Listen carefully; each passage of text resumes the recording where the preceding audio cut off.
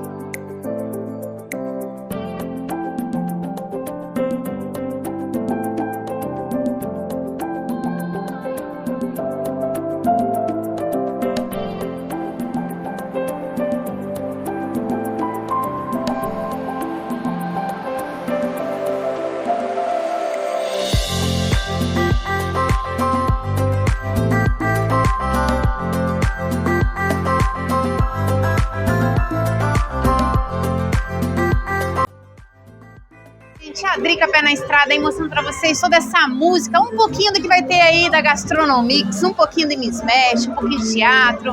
Hoje, essa linda abertura aí pra vocês, com essa apresentação incrível dessa criançada, desses adultos maravilhosos aí que estrearam o Hamlet hoje no Teatro Guaíra, ó, abrindo nosso 31ª edição aí do festival com muita celebridade, gente. Claro, muita energia, muita luz. E hoje mostrando pra vocês aí um pouquinho desse coquetel maravilhoso aí de recepção, né, a esses grandes artistas e principalmente ao grande público, para acompanhar com a Drica.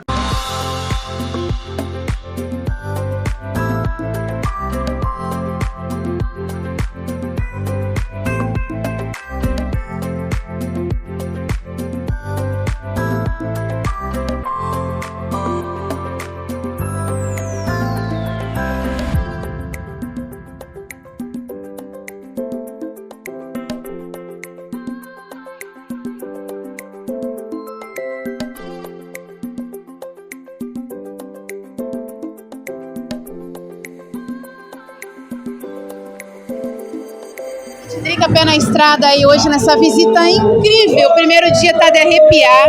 Tô arrepiada e tá do lado Lê aqui, que vai falar um pouquinho, porque são anos de estrada aí, né? Conta um pouquinho da tua história pra nós, Leandro. Bom, o festival faz 31 anos dessa edição e eu tô desde o começo dela, então 3 décadas nessa lida, nessa estrada, como você disse, sempre tentando entender o que a cidade pode oferecer, o que a gente pode oferecer para a cidade, numa troca que a gente quer seja sempre rica, sempre positiva.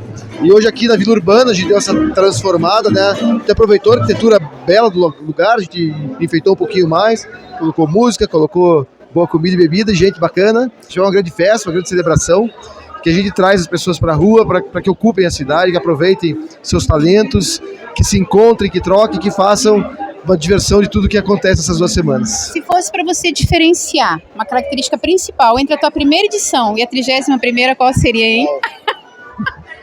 O mundo mudou, né? Tudo bem diferente. Mas acho que a ansiedade que a gente faz as coisas diminui muito também, né? O passo é mais firme, mais cadenciado. E acho que ele chega mais longe do que correr muito rápido, com muita pressa, com muita ansiedade, com muita estabanação, assim. Então acho que essa é uma diferença bem... A direção chorou, de alegria. Ai, vou chorar, gente, de poder ver jovens, adultos, fazendo uma peça extraordinária, mostrando que todo mundo pode. Basta acreditar no que quer, ter força de vontade. E parabéns por ter apoiado, né, para incentivar os nossos daqui também, principalmente, né, em estar num palco também. Sem dúvida, espetáculo que é apresentado por atores portadores de síndrome de Down, mas que tem muita alegria, com muita paixão, termina numa grande festa, com uma grande banda, e acho que a gente tem que fazer isso, né, que todo mundo, como se diz, todo mundo que persevera, alcança, chega lá, a gente dá oportunidade para as pessoas desenvolverem seus potenciais, com certeza elas não vão decepcionar. E o espetáculo é mostra disso, como tudo que acontece nessa semana. O Risorama tem variedades com Mishmash, tem gastronomia com Gastronomix, tem espetáculos infantis do Curitiba, e tem essa programação super diversa em 60 lugares diferentes da cidade. Obrigada, gratidão pela atenção toda nossa aí pro nosso Paraná. Um grande beijo no seu coração e vamos curtir a festa, né? Vamos lá, obrigado a vocês. Bora! Pé na estrada, vocês sabem que a Drica é comida, é gastronomia, é viagem por esse nosso Paraná, né? 31º Festival de Curitiba, né? Eu quero que você se apresente pro nosso público, fale um pouquinho aí do teu trabalho. Vamos lá, Vera? Boa noite, eu sou a Vera, eu trabalho pela empresa, que é a responsável, a dona é a Fernanda. O meu trabalho é metria, é cuidar de organização, é cuidar de equipe, é coordenar, tipo assim, desde cozinha, desde espetinho, até o salão, ver se tá todo mundo bem preparado, porque as 4 meninas estão bem apuradas, não tem muito tempo. Então, o meu trabalho é isso, é deixar o povo feliz, bem recepcionado e uma equipe feliz e alegre. Ou seja, mulher empoderada. Mulher empoderada. Isso. Cadê os meninos da carne? Ei! Cadê os meninos vegetarianos? Hoje apresentar vocês aí, né? Vamos falar um pouquinho do projeto, do que é a banda. Vamos lá, Rubia? Então, esse show é um show de Janine Matias, show chamado Devoção. E eu tenho a honra e o prazer de fazer uma participação especial nesse show. Convido todos a conhecerem o trabalho de Janine Matias e de Rubia Divino. Bem-vindos ao Festival de Teatro de Curitiba. E sejam todos bem-vindos a Xé e Caminhos Sempre Abertos. Xé, obrigada, viu? Linda!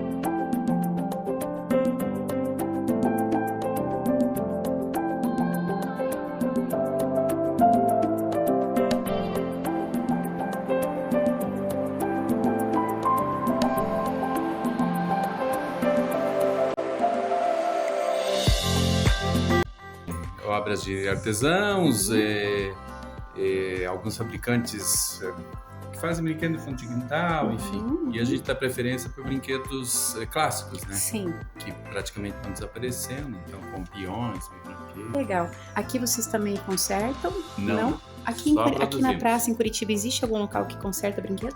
Existia um senhor que tinha uma loja, acho que chamava Cirandinha, mas não existe mais. Não tem mais. Não, as pessoas procuram muito, mas muito, né? não encontram. Isso, é isso. E tem a apresentação hoje aqui, por exemplo, na frente do Cavalo Babão ali. Traz algum benefício para vocês que estão aqui expondo também? Sim, traz público. Comentava conosco que preferiam Curitiba. Olha que pela legal. estrutura Sim. hoteleira, pela tranquilidade, menos violência. Legal. E tem rede social? Tem. Qual que é? Gepeto Brinquedos Educativos. Olha só, isso aí fica a dica, né? Que assim o nosso prefeito, o nosso governador consiga trazer vários shows aí para movimentar a nossa economia do turismo aí, né? Shows, congressos, isso é muito importante. Obrigada, viu? Gratidão. Imagina. E bora que segue, que a Drica segue longe. Drica Schumacher. Obrigada. Imagine, eu que agradeço.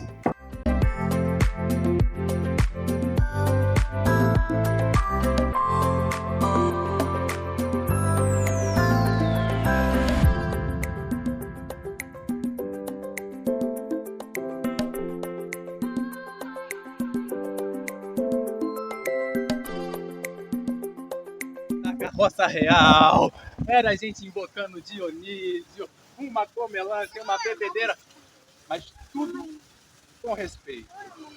É óbvio que tinha um pessoal ali que não gostava de respeitar ordens, o pessoal de verde e amarelo, fazendo arruaça, quebrando umas coisas.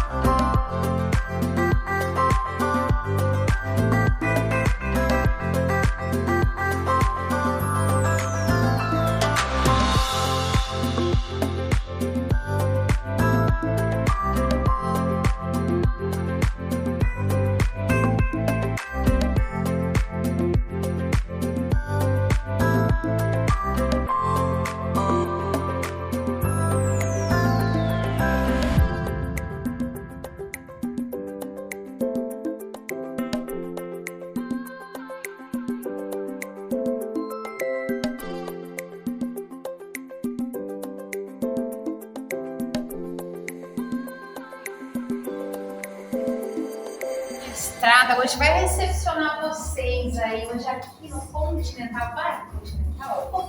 Continental. Ah, meu Deus do céu, tudo bem? Tudo bem. Qual é o teu nome? Eu sou o Flavinão. O Flávio tava me contando aqui, né, Flávio? Que tá vindo de gente, de artista, de convidado, tudo, né? Galera famosa, o pessoal da produção, a gente tá recebendo todo mundo aqui com o maior carinho do mundo. Legal, me diga uma coisa, aqui sempre tem esse espaço, ou ele foi montado pro festival? Foi, esse aqui foi inclusive o primeiro bar pop-up de Curitiba. A gente tá fazendo a primeira vez essa experiência por aqui e tá dando super certo, tá sendo super legal. Que é montar o bar no espaço do Eles chamam a gente, sala de reunião, a gente brinca que até pelo velho a gente pode precisar. É como se fosse uma pegada de bartender em festa, em evento, só que com um espaço maior para receber. Pensando muito na ideia da recepção, dessa calorosidade que a gente busca principalmente com o Continental, assim, de receber vocês e criar uma experiência muito legal. Legal. E qual que é a rede social, o pessoal que achar contratar vocês, como é que faz? É pelo Cocktails Continental. Ai, não sei nada em inglês aí, não é, gente? É Cocktails Continental. Se vocês jogarem Continental no Instagram, provavelmente vocês encontram. Tem o nosso Czinho lá, que é facinho de encontrar. Legal. Tem o WhatsApp? Tem o meu WhatsApp que eu posso passar pra vocês, que é 41 99727 2220. O seu coquetel vai ser tão bom quanto o pior ingrediente que você usa. Então, quanto melhores ingredientes que você usar, mais chance você tem de um resultado muito bom. Sucesso, né? E outro detalhe muito importante é o equilíbrio. Então, cada material que você vai usar, ele vai ter um nível de acidez, de amargor, de doce e de presença de álcool. Então, a gente procura encontrar um meio para isso, que você tenha um sabor de tudo, mas que nada fique muito forte. Você tem algo assim em casa, assim? Fala. Tenho. Eu sempre falo pra pessoa, vamos lá em casa tomar um coquetel. Daí tem um monte de pessoa pra ele. A pegadinha nos dedinhos assim mesmo? É o que vocês têm. Tem um charme, senão não tem graça. Já tô... Eu tenho certeza que você vai gostar. Olha isso, gente. É uma alquimia aí também, né? Sim. Bora! Agora eu quero saber sobre o meu coquetel, por favor. Nossa, gente, primeiro, o cheiro é tudo. Muito interessante. A gente sempre fala que o primeiro contato que você tem com o coquetel é o aroma. Extraordinário. Ó, você sabe que a Drica é arrepial. Caraca, gente, ficar na estrada é isso. É a gente levar aí alegria, né, que tem do espetáculo através aí da bebida, através da gastronomia. Obrigada, viu? Muito obrigado, Prazer querida. gigante. E agora eu vou curtir o drink, né? Por favor, Claro. Bora, gente!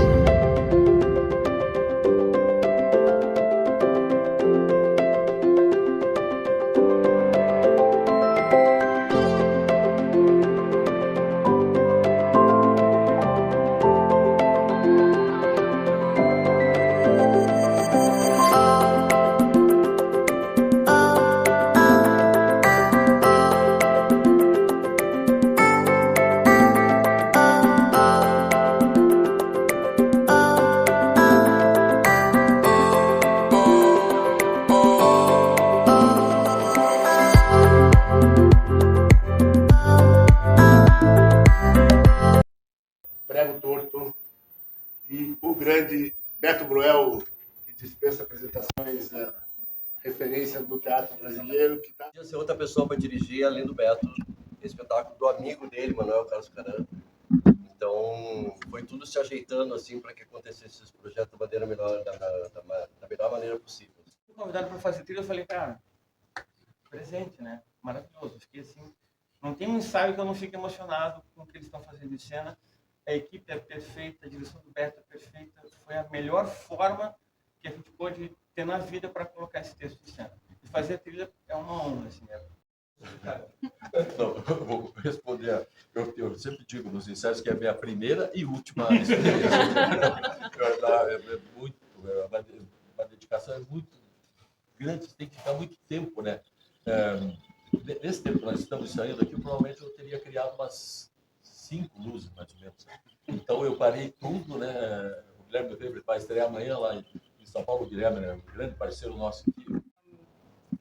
Esse desenvolvimento do Beto como diretor, sabe, do primeiro dia de ensaio até agora, né, foi um crescimento tão grande, assim, de postura, de confiança mesmo, de falar assim, é assim que eu vejo essa cena e vender a ideia pra gente, sabe, e também estar aberto às nossas ideias, quando a gente discorda de alguma coisa. O Beto é extremamente democrático. Ele é o compadre de todo mundo, ele é muito gente boa, mas ao mesmo tempo ele está conseguindo se colocar de uma maneira muito assertiva nos ensaios.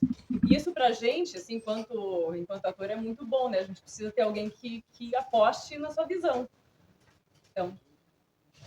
O diretor está ali, né? Você está sentado aqui do lado, né? E o elenco está lá. No primeiro dia que nós chegamos lá para o ensaio, eu sentei e o elenco sentou em volta. Eles sentaram da minha frente. Até agora eu estranho, né? Toda vez que a gente chega no ensaio, eles sentam em volta. Carne de onça nada mais é do que uma fatia de broa de santeio. Por cima vai a carne magra, moída, carne bovina.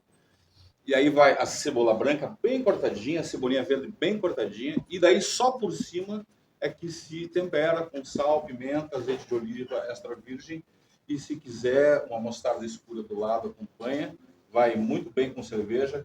Quem não comeu ainda, prova lá, que é o nosso sashimi curitibano. Com 50 crianças negras para viver em regime de escravidão, né, dentro dessa fazenda. O Lucas pega esse texto e começa a construir uma metáfora de uma fazenda que aprisiona pessoas negras, com a ideia de que tem uma guerra do lado de fora dessa fazenda que mata esses corpos negros, então eles precisavam ficar ali dentro dessa fazenda pelo regime de um padre branco. Então a gente pega esse texto. O Lucas, ele tem um trabalho muito de uma escrita. O Lucas, ele é um pouco do hip hop também, então ele tem uma... Essa fazenda, né? Porque a gente está falando, não é século passado, a gente está falando 1940, 50, faz muito pouco tempo de você ter uma fazenda onde foram achados tijolos marcados com uma suástica. A menina chegou na escola, na faculdade, e falou: professor, ó, acharam isso aqui na fazenda do meu avô, que são as fazendas de café, né? Que as pessoas falam: meu avô tinha fazenda de café. Não, seu avô não tinha fazenda de café, seu avô tinha fazenda de escravo, porque o café não nasce, sozinho se colhe, põe no saco e vai andando e pula na xícara, né? Precisou de pessoas negras para carregar. Então a matéria-prima que se vendia e comprava não era café, era por consequência, mas eram pessoas. E você vê isso se repetir depois, ontem, 1940 e tanto, você ter, né, o maior partido nazista fora da Alemanha, aconteceu aqui no Brasil. E pouca gente sabe disso, devido ao apagamento. E isso dialoga com o que a gente está vivendo hoje, porque essa mentalidade que quer reduzir a maioridade penal, voltou agora com esse caso que teve do menino que matou a professora, e embora, né, tá tudo invertido, é muito bizarro. E tudo que aconteceu do cidadão de bem e de um jovem preto morrer a cada 23 minutos é um resquício, é a mesma mentalidade desses caras que vão no orfanato. O filho gentilmente falou adotou, mas eles sequestraram, eles levaram crianças para trabalhar de escravo ontem. E isso persiste, essa pessoa é a mesma. Então esse é o elo de ligação. É um negócio que nunca morreu. É um fantasma que ficou quase 400 anos e que ele está vivo hoje. A gente vê, nunca teve tão viva essa ideia da supremacia branca. E não é uma ideia que a gente está falando, a gente está falando de perigo real da gente morrer daqui. Quando começou isso aqui, 10 horas da manhã, já morreu um e tá para morrer outro, se a estatística é a cada 23 minutos.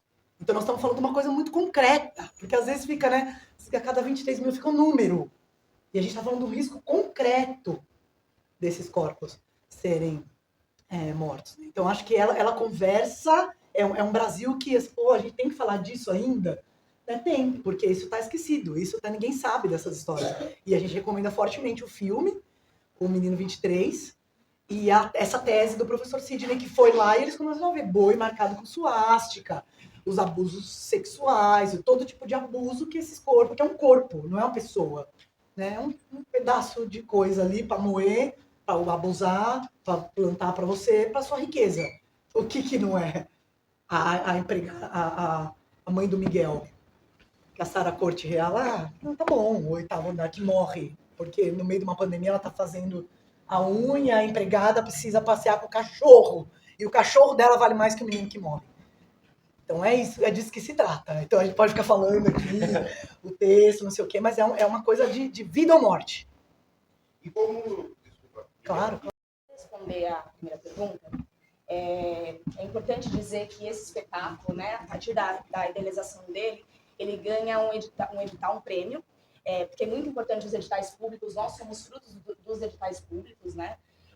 Na cidade de São Paulo, ele ganha um prêmio que chama Prêmio Zé Renato de Teatro, e aí não tinha acontecido a pandemia ainda. Então a gente teve o nosso primeiro encontro na casa da Roberta para ler o texto, e em seguida, já, infelizmente, uma semana depois, a gente sabe a notícia, né, do isolamento pelo Covid-19. Então a gente começou a ensaiar, ter encontros pelo Zoom, e dentro da nossa pesquisa, como spoken word, que é a palavra falada, que tem também um beat, que a gente fala em cima de um beat, então é tudo ritmado, tinha a questão do delay. Então, para nós, a gente fez toda a pesquisa de preparação dos personagens, que é um procedimento do Núcleo Bartolomeu de depoimentos, né, que é o depoimento pessoal. Então, toda essa construção das personagens a gente fazia pelo Zoom, e também esses ensaios do spoken word pelo Zoom, que fez com que a gente tivesse que decorar todas as partituras da palavra de todos nós, porque tinha essa questão do delay e que era inevitável. Então, o espetáculo todo a gente sabe milimetricamente coreografado, todas as partituras de cada um, né? As partituras vocais, sonoras dentro dessa estrutura do spoken word. Foi assim que a gente construiu.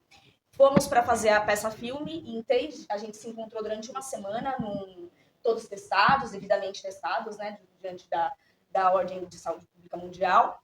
E aí a gente se encontra, ficamos uma semana no retiro, em Caieiras, e a gente grava a peça filme em 2 diárias. Foi, assim, uma loucura. A gente gravou essa peça filme em 2 diárias.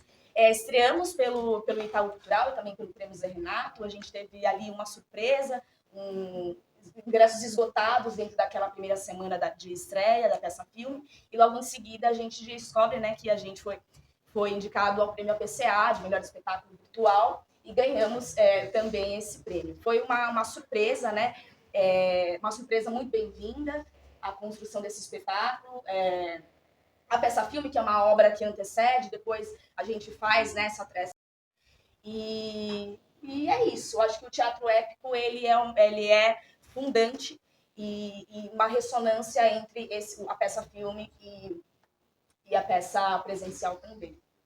Vale também falar de que quando a gente sai do virtual para ir para o presencial, a gente se depara e fala e vê de que tem coisas que só competem ao vídeo, só competem a estar na câmera, a edição, e que não é o lugar do teatro. E a Roberta sempre falava para a gente desde o início que ela é uma diretora de teatro, que ela tem que essas cegueiras, essas falsas simetrias que se criam, ou assimetrias, tem que começar a gente perceber o quanto que está embutido, né? Eu li um negócio esses dias na internet que era assim: entenda, tudo que você entende, a educação, você entende, você passa por esse filtro do patriarcado branco. Pessoas negras, pessoas brancas. Tem que entender isso para a gente começar a não achar comum, desnaturalizar o que... Então, o Shakespeare escreve Um sonho. Então, acho que um dia a gente quer poder fazer uma peça, não sei se a palavra é leve, mas poder fazer uma peça que fale sobre as nossas subjetividades num campo um pouco menos duro, assim, sabe? E acho que até falar sobre as questões que a gente fala hoje, mas de uma forma adaptada, assim. Eu acho que se a gente conseguir, em algum dia na história do Brasil, colocar essa questão do corpo negro no Brasil enquanto algo datado, que a gente até fale, né, com outros espetáculos, para que a gente veja isso de uma forma, olha o que aconteceu, eu acho que já é um passo também. Só que isso vai acontecer gerações. Ele faz teatro épico também. Eu sou a única por acaso, assim, né? A gente... não é um problema, né? Poderia ser, como no Bartolomeu, que existem 3 mulheres e um homem. É um homem só e aqui é uma mulher só. Eu acredito que através... como o meu corpo... Essa é uma pergunta complexa. Gui.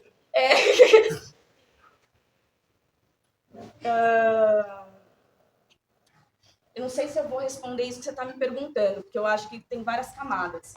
Mas eu acredito que a gente, juntos, a gente dialoga sobre essas questões de gênero, nem sempre a gente vai chegar num embate coletivo justo, porque, de fato, a estrutura ela é machista e ela é racista, e a gente está aprendendo juntos, né, sobre como lidar com essas questões dentro de um coletivo. Eu sempre me debruço muito no que a personagem quer dizer e o quanto as minhas subjetividades elas podem também dialogar com o todo da peça e o que aquela personagem. Vou usar um exemplo. Na época que a gente estava criando o Desfazenda, eu tinha uma dificuldade de falar, que é uma coisa que acontece com muitas mulheres, sobretudo mulheres negras, porque nós somos completamente invisibilizadas, nós somos as últimas que somos ouvidas, sempre, mesmo dentro de um coletivo majoritariamente masculino, eles têm que sempre exercitar também esse exercício de acolher a minha escuta, né? Então, é realmente um trabalho diário. Ela tinha muita dificuldade de falar, então, dentro dos processos, eu vinha trazendo isso, e era uma personagem que lidava muito com a escrita. Fui trazendo, o Lucas também foi escutando, e aí a gente construiu uma personagem não, né? Uma persona que precisava gritar, ela precisava falar. Isso era também muito um reflexo do que eu estava vivendo dentro de um coletivo majoritariamente masculino, onde a gente estava vivenciando a escuta, mesmo sobre as minhas questões. E aí foi um presente, porque ali eu exercitei muito o lugar da fala e da escuta. Foi a nossa primeira diretora também mulher, então a gente também aprendeu a se ouvir. E aí eu acho que o próprio teatro ele fez e faz, ele cumpre o seu papel também dentro das relações coletivas, porque as criações sempre vão reverberar. E é uma personagem que grita, ela fala sobre essas questões, ela se dilacera, ela precisa berrar mesmo. E também fala baixo. A cadência mesmo da própria estrutura que a Roberta também cria junto comigo, ela conta sobre o meu processo. E aí eu acho que eu encerro esse processo dentro do teatro e da vida, que é tudo a mesma coisa, no APCA, onde eu conduzo o discurso, e ali se encerra um ciclo de medo, de abandono, de invisibilização. Ao ponto delas virarem pra gente no final da peça e do pai. A gente tem que falar.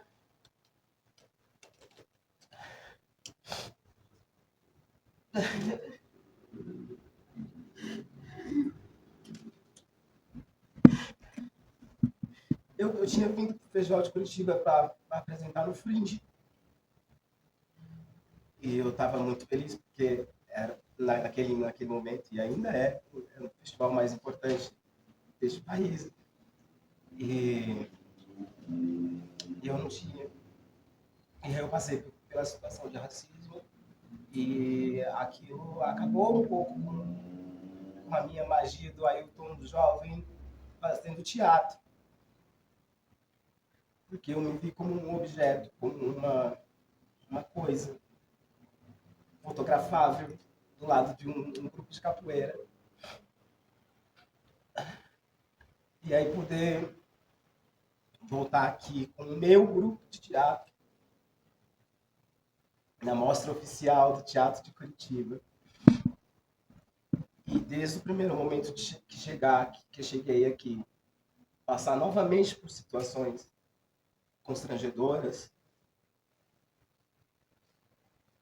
talvez responda algumas perguntas que a gente já fizeram aqui, né? O que a gente faz diante das coisas que se perpetuam. E eu firmo com o meu coletivo, com os meus, que a gente faz teatro. A gente faz teatro. E tenta mover alguma coisa. É isso. A riqueza dos sabores é algo que a gente busca muito fazer. Então, o Gastronomix vai evoluindo, vai amadurecendo, como todos, como tudo, mas o que a gente busca realmente é o que todos nós, chefes convidados, cozinheiros convidados, fazem. Abrir a porta do seu restaurante, atender bem, servir boa comida. Faz mais dos eventos e nós fomos buscar. E eu estou bem feliz com isso. A melhor possibilidade, a gente está bem feliz com questão principalmente de estrutura, né?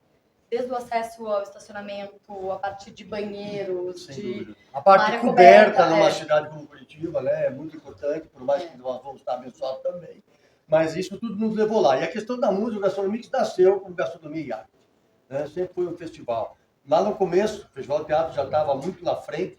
Eu sempre conversando com o Leandro, eu falava, Leandro, falta uma arte aí.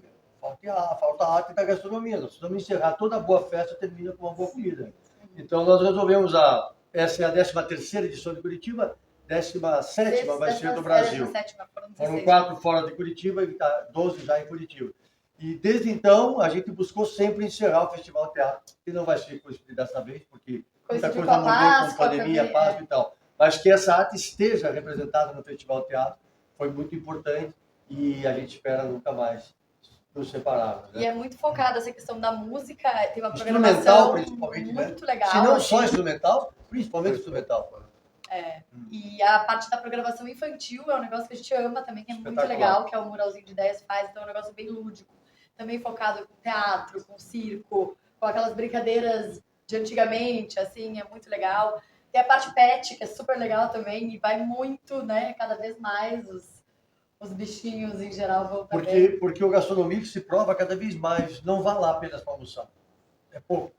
Né? Vá lá para passar uma tarde, vá lá com a família, vá lá com os seus, né? Com família, com pet, com a criança, o que for. Mas eu sempre acho que é pouco e apenas para almoçar. É um evento para todos. Para a gente falar sobre a educação, para refletir sobre a construção do pensamento, sobre a importância da mediocridade, sobre, principalmente, e usei então a figura da Hannah Arendt para então refletir sobre o mundo de hoje. Aquele palco e aquilo vale a pena, aquilo vale a vida. Né? Você vai um agregador. Né? Então é isso. Para mim é muito feliz de estar aqui em Curitiba trazendo um pouco do meu trabalho.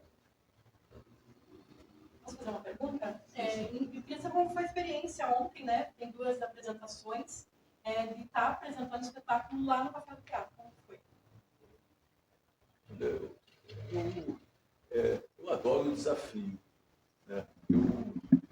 Eu acho um lugar que você possa imaginar, eu fiz dentro da igreja, dentro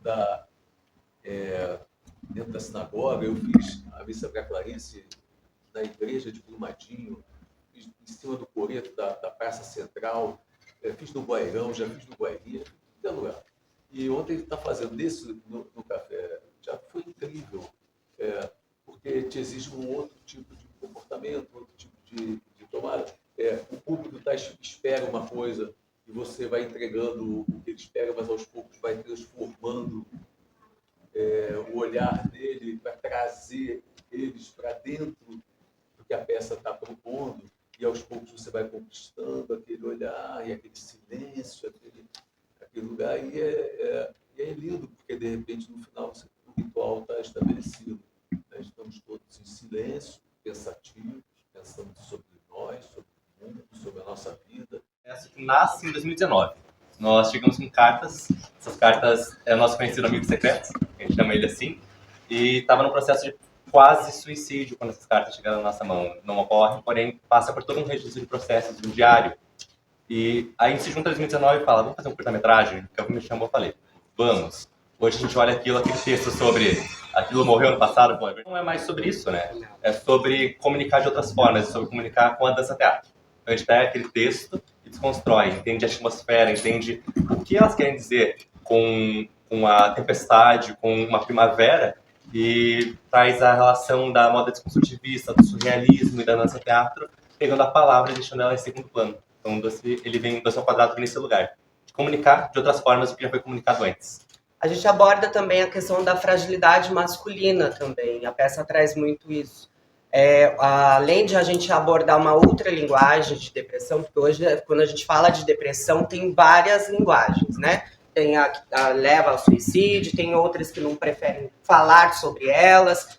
E na peça, e através das cartas, a gente entendeu que a depressão do nosso amigo secreto, o próprio quarto dele era o próprio túmulo, onde ele já estava praticamente morto. Então, a forma... E o psicólogo de ajuda e de dar todo o suporte necessário foi as cartas. Então, ele recorreu às cartas, escreveu as angústias, os anseios da vida dele.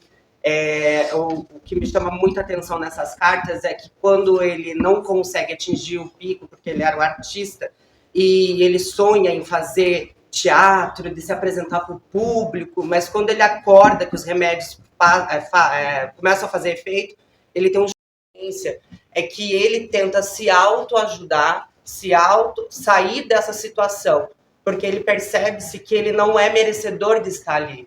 E no espetáculo tem uma frase que é falada, que ele fala que a escuridão não me merece. E de fato, a gente percebe que não merece. Então ele começa, a gente trouxe no doce, o Caio tira, né, assume mesmo o rosto, é quando tem aquele choque de realidade. A gente tem uma persona também, que é o logo EDEC. Não vai sair nunca mais de lá, né? Mas ainda assim, ela é tão doce. As nossas referências para o Doce ao Quadrado foi Tim Burton, muito com narratividade, expressão física, né? Daí ele vai desenrolando, então é muito divertido até esse processo da criança lendo o texto ali do momento. Então a ideia da produção foi justamente de não ter mais essa separabilidade, essa hierarquia, mas trazer essa conexão. Então a gente trouxe 2 oficinas de produção, uma com a Gilma Oliveira, que é produtora do Galpão, né, um dos grupos mais longevos do Brasil, e justamente isso pode nos ensinar alguma coisa, né? O que significa um país, um grupo de teatro que tem um projeto artístico bastante popular, resistir a 40 anos. Né, em um país cujas políticas culturais são tão estáveis, né? A gente não tem uma estabilidade do ponto de vista da continuidade de um projeto artístico, que estão começando os seus projetos artísticos. Quanto saber é possível partilhar numa ocasião dessa para evitar algumas pedras, não todas, mas algumas pedras no caminho, né?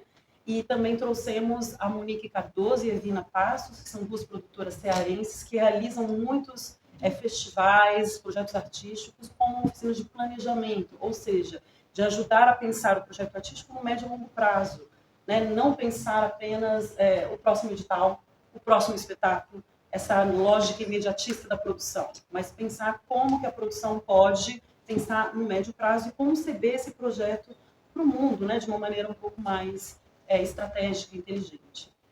Trouxemos também alguns lançamentos de livro, a gente tem uma sorte de autoras e autores que estão presentes, né? Também pensando aí, vamos dizer, a formação de uma bibliografia, a gente está falando disso, né? Está sendo criado o pensamento, né? São epistemologias que estão sendo produzidas, seja no âmbito da dança, da produção, da crítica, tem uma série de publicações nesse sentido que a gente absorveu nas interlocuções, e a gente também colocou 2 masterclasses, uma com a Janaína Leite, que aconteceu ontem no SESI, e uma que acontece hoje, com o Daniel Munduruku, às 2 horas no SESI, e que é para a gente muito cara essa presença aqui, né? O Daniel é uma das maiores referências que a gente tem hoje no âmbito do pensamento indígena no Brasil, autor de muitos livros, mais de 60, né? Uma pessoa que realmente tem o que contar, né? Tem o que partilhar. Então, no conjunto, mais ou menos isso que a gente concebeu, como uma tentativa de fazer que a mostra transborde e que possa ter uma contribuição pedagógica, um vestígio para a cidade, para agentes locais, para agentes que estão aqui passando pelo festival momentaneamente, né? Muitas companhias passam apenas 2, 3 dias, mas têm a oportunidade de equacionar, né? Eu me lembro assim da perspectiva de produtora circulando em festivais, da minha admiração a primeira vez que eu fui no FILO, no Festival Internacional de Londrina, e eu percebi a respiração da plateia, que era outra respiração, era uma respiração de uma plateia que estava ali há 40 anos sendo formada.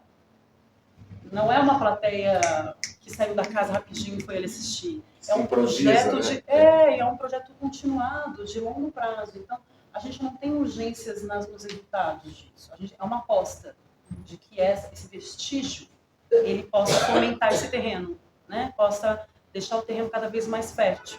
Por isso a ideia de aproveitar esse capital humano que o festival traz para cá, já vem todas essas pessoas para cá, de entender quem são as que podem partilhar, né, as suas práticas de maneira pedagógica.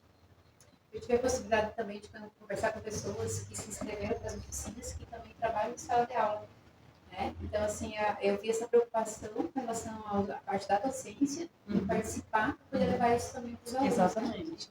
Ontem, por exemplo, no curso de planejamento estratégico, existia um professor de teatro que veio de Foz do Iguaçu. Ele relatava que ele já vem há 3 anos, pelo menos, com esse intuito, buscar qualificação. Como a cidade, de acordo com o relato dele, né, não oferece, não consegue oportunizar, é justamente no Festival de Curitiba que ele encontra isso. Então, talvez a gente possa dizer que isso transborda, inclusive, a cidade. Né? Porque imagino que ele tem 24 anos, é professor de teatro, ele atravessa o estado, ele encontra aqui algumas coisas, alguns dispositivos que redimensionam a prática dele pedagógica. E ele leva isso para uma série de pessoas. Então, também tem um caráter de multiplicação, né? Que a gente não tem controle. E é bom que não tenha, porque a gente precisa ter controle de tudo, né? A ideia é disponibilizar as potências e deixar que as pessoas se aproveitem e se alimentem disso também.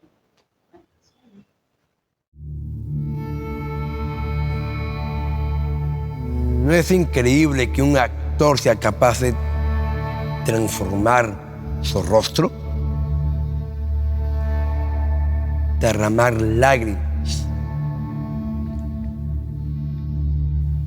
Cambiar la voz. Y acomodar sus acciones a la historia que quiere expresar. Quisiera ser capaz de hablar y hacerme entender. Y sin embargo yo estoy aquí, tartamudeando, llenando el vacío con mis palabras. Palabras. Palabras. Palabras. ¿Es esto valentía? Desahogar el corazón con palabras como si fuera un niño. ¿Crees que puedes tocarme como si fuera una flauta? Soy Gertrudis, madre de Ham. Nada merece un hombre contra quien se comete el más atroz de los delitos, a despojarlo del derecho a existir. ¡De mi camino!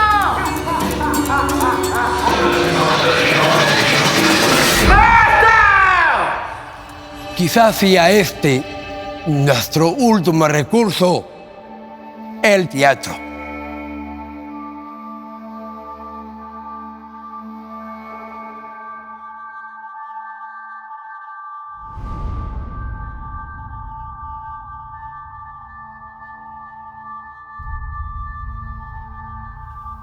Representaremos nuestra historia lo mejor que podamos.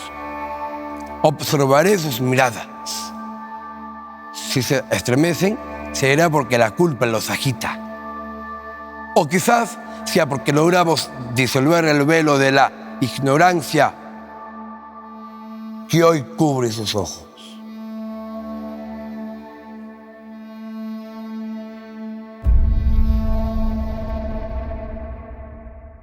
Um ator nordestino poderia representar um personagem nordestino?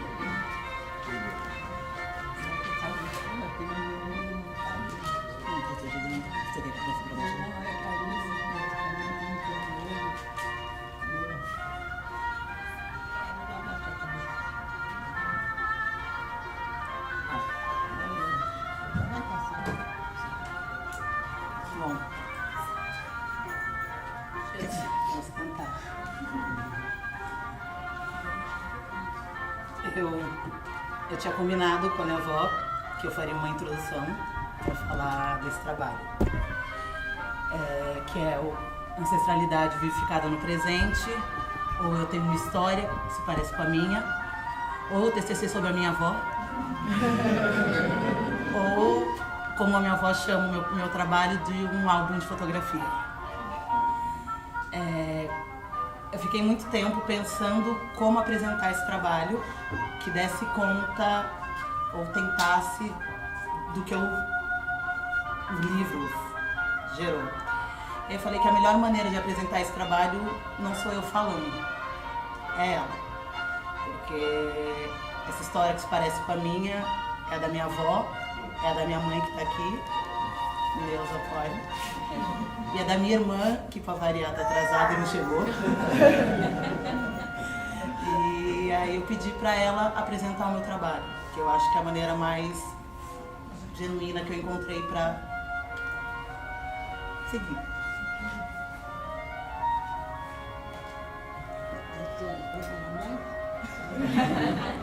Depende, bom. Então continua falando porque, olha, com esse ar-condicionado eu fico muito rouca. Acho que a gente tem que desligar. Não, aí não tem que já aguento, não.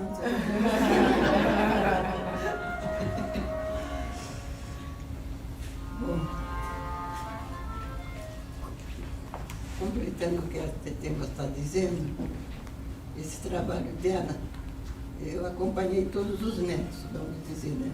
Que são 5 netos, 7 bisnetos, e mais as coisinhas que vêm por fora, né? Então, eu acompanhei todo esse crescimento e, em determinada época, eu fico cansada.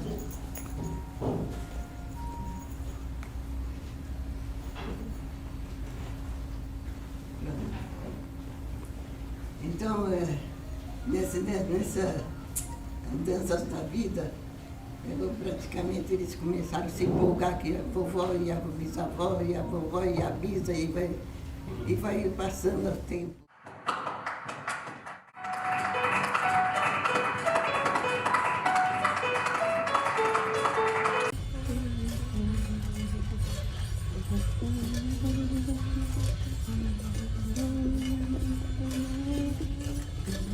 Na primeira turma, o meu número era 7. Aí fui para 23. Só trabalhava para eles e... Era que nem um gado. Um comprador ia comprar tudo aí e faz a escolha, né? A mão da gente chegava a sangrar. Esse dia era um João ninguém. Não tinha ninguém por mim, nada. O que é encruzilhada? Eu sonhei com essa palavra, sabia? Encruzilhada. Uma criança que me dizia. No sonho, ela disse que me visitaria um dia. Depois, sumiu.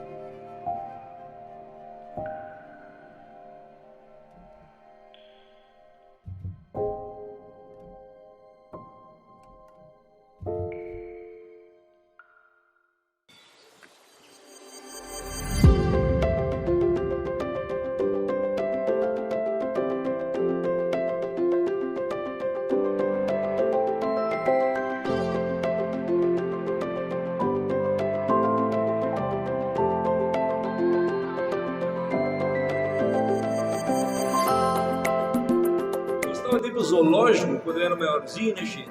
E eu passava enchendo o saco do meu pai. Pai, me leva pro zoológico. Pai, me leva pro zoológico. Um dia meu pai ficou bravo e disse: hoje tu não vai pro zoológico. Quem quiser te ver, que vem aqui em casa. Vocês estão incríveis!